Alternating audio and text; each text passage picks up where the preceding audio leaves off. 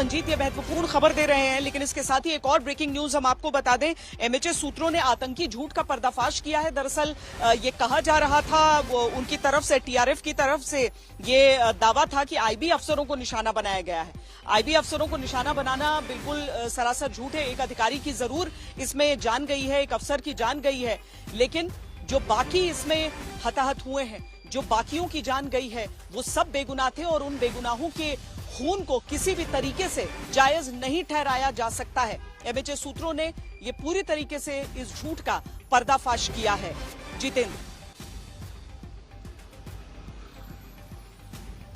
बिल्कुल, जिस तरीके से जो द रेजिस्टेंट फ्रंट है उसकी तरफ से ये लगातार लिखित तौर पर उसकी तरफ से दावा किया जा रहा था कि उन्होंने जो अटैक किया है वो उसमें आईबी के अधिकारी काफी थे, रॉ के अधिकारी थे। इस तरीके की बात उनकी तरफ से झूठ फैलाने की कोशिश की जा रही थी, लेकिन जो सूत्र बता रहे हैं कि एक हैदराबाद का जो अधिकारी है जो कि वहां पर पोस्टेड था आईबी का, उसको जो है उनकी तरफ से गोली चलाई गई है, इस तरीके की जानकारी मिली है। लेकिन जो बाकी जानकारियां जो टीआरएफ एक तरीके से कोशिश कर रहा था अपनी अलग तरीके की इमेज चमकाने की, वो तमाम जानकारियां गलत हैं। इस तरीके की जानकारी सूत्रों के हवाले से मिल रही। दरअसल श्वेता, जो टीआरएफ है वो हमेशा से इस तरीके से हेलमेट माउंट जो है वो कैमरा लगा करके रखता है, वो वीडियो बनाता है, उसके पास इस तरीके के जानकारी वो लेकर के चलता है और उसके बाद सोशल मीडिया पर वो इन तमाम चीजों को डालता है। उसका कैंपेन इसी तरीके से चलता है। इससे पहले भी जब सैनिकों पर और उनके काफिलों पर हमला किया है तो उसे आगे जारी किया है। बहरहाल आईबी की तरफ से आईबी पर जो हमले की बात कर रहा है टीआरएफ, और जिस झूठ का पर्दाफाश हुआ है उसी खबर के साथ मेरी सहयोगी अंजना मेरे साथ जुड़ रही हैं। जी अंजना। श्वेता, देखिए, आईबी की तरफ से जो ये दावा द रेजिस्टेंस फ्रंट का था, क्योंकि जब भी इस तरह की आतंकी घटना होती है तो एक तो जमीन पर आतंकी स्ट्राइक करते हैं, दूसरा वो अपने प्रोपेगेंडा को फैलाने की कोशिश करती हैं। अब ऐसे वक्त पर जब ये प्रोपेगेंडा वो फैलाने की कोशिश कर रहे हैं आज सुबह से, और कई सारे ऐसे सोशल मीडिया प्लेटफॉर्म्स पर कई समर्थक भी होते हैं, देश में कई बार ऐसे मुद्दों पर राय लोगों की विभाजित रहती है, ऐसे में एक पूरा प्रोपेगेंडा चलाया जा रहा है ये दर्शाने के लिए कि नहीं, ये जो हमला हुआ है ये अधिकारियों को, यानी भारत सरकार की एजेंसियों में काम करने वाले अधिकारियों को टारगेट है। लेकिन इसका सीधे तौर पर इससे इनकार करते हुए, और मेरे सोर्सेज मुझे बता रहे हैं कि सिर्फ मनीष रंजन, एक आईबी के अधिकारी जिनकी उनके परिवार के सामने हत्या की गई है, वहां पर मौजूद थे, और बाकी निहत्थे सैलानियों पर की हत्या जो दिन के उजाले में इन आतंकियों ने की है, उससे वो पलड़ा झाड़ नहीं सकते ये बोलकर के हमने ये हमला जो है वो गवर्नमेंट एजेंसी के अधिकारियों पर किया है। सिर्फ एक आईबी के अधिकारी वहां पर मौजूद थे। ऐसे ही नेवी के एक अधिकारी जो छुट्टी मनाने वहां गए हुए थे उनका कोट करके, तो एक पूरा प्रोपेगेंडा जो फैलाने की कोशिश है उसको काउंटर करने के लिए ये बात सामने कही गई है कि सिर्फ आईबी के एक अधिकारी वहां पर मौजूद थे जिनकी यहाँ हत्या की गई है। और ये बात जो ये भ्रम फैलाया जा रहा है, क्योंकि देखिए ना, आप चीन से लेकर चीन जैसा जो हमारा पड़ोसी देश है वो तक चुप नहीं रह पा रहा है, उसको भी लिखना पड़ रहा है एम्बेसडर को कि बहुत जघन्य ये घटना है।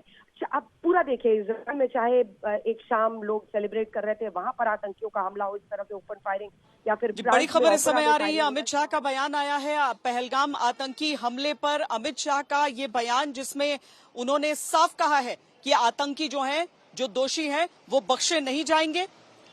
गृह मंत्री अमित शाह ने यह कहा कि भारी मन से, भारी दिल से उन्होंने मृतकों को श्रद्धांजलि दी है और साथ ही ये प्रण भी लिया है कि आतंक के आगे भारत नहीं झुकेगा।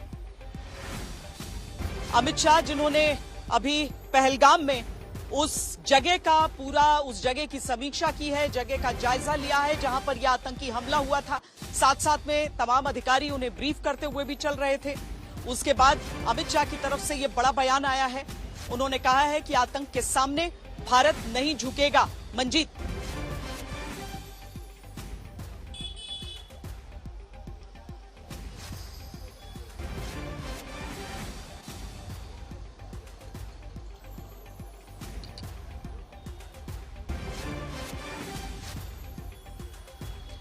मंजीत आवाज आ रही है आपको? हाँ जी, बताएं। जी, अमित शाह का ये दौरा जो कि एक तो फौरन उनका पहुंचना, दूसरा जिसका जिक्र हम अभी कर भी रहे थे कि किस तरीके से एक चलते हुए ऑपरेशन के बीच अगर देश के गृह मंत्री जाते हैं तो वो किस तरीके का एक कॉन्फिडेंस बिल्डिंग कर सकता है उन लोगों के मन में जो वहां के पीड़ित रहे हैं। और अब उनकी तरफ से एक तरह से ये वादा है कि दोषी बख्शे नहीं जाएंगे। बिल्कुल श्वेता, जब ये कल दिन में ये हमला हुआ उसके बाद जब शुरुआती जो जानकारी मिली, सरकार ने इसकी गंभीरता को समझा। खुद गृह मंत्री ने गंभीरता को समझते हुए सीधे वो न सिर्फ खुद गए बल्कि अपने साथ आईबी डायरेक्टर को लेकर गए, गृह सचिव को लेकर गए और वहाँ पर जो राज्य के डीजीपी हैं वो मौजूद थे, राज्य के लेफ्टिनेंट गवर्नर उनके साथ मौजूद रहे और देर रात तक उन्होंने बैठकें की। और खुद आज जब इस वक्त ऑपरेशन चल रहा है, सेना, सीआरपीएफ, जम्मू कश्मीर पुलिस तमाम आसपास के पहलगाम के जंगलों में खोजबीन कर रही है, आतंकियों की ड्रोन हेलीकॉप्टर की मदद ली जा रही है। ऐसे में पूरे ऑपरेशन के दौरान गृह मंत्री का पहुंचना इस बात को ही दिखाता है कि सरकार इस हमले को लेकर पूरी तरह से गंभीर है और जो इस हमले के लिए जिम्मेदार हैं उनके खिलाफ कितनी तेजी के साथ कार्रवाई की जाएगी इसको लेकर भी सरकार की प्रतिबद्धता है। और गृह मंत्री अमित शाह के सामने दूसरी बड़ी चुनौती है कि आर्टिकल 370 को खत्म करने के बाद जो वहाँ पर शांति और पर्यटन लौटने की बात की जाए। आपको याद है पिछले हफ्ते नरेंद्र मोदी को श्रीनगर जाना था जो नई ट्रेन का उद्घाटन करने, लेकिन खराब मौसम की वजह से प्रधानमंत्री वहां पर नहीं जा पाए। तो ये सारी चीजें प्रधानमंत्री नरेंद्र मोदी के लिए, अमित शाह के लिए बड़ी चुनौती थी। वहां पर हालात सामान्य होने के बीच इतनी बड़ी घटना और अब जो जानकारी मिल रही है, एक पूरी तैयारी के साथ आईएसआई ने पाकिस्तान के कब्जे में बैठे कश्मीर में लश्कर के आतंकियों के साथ मिलकर साजिश को अंजाम दिया। ऐसे वक्त में जब 26/11 का आतंकी हमला ताजा हुआ है, तहूर राणा भारत की सलाखों के पीछे पहुंचा है, वो भी एक तरह से आईएसआई के लिए एक बड़ा एक चुनौती रही, उसके लिए एक बड़ा धक्का रहा।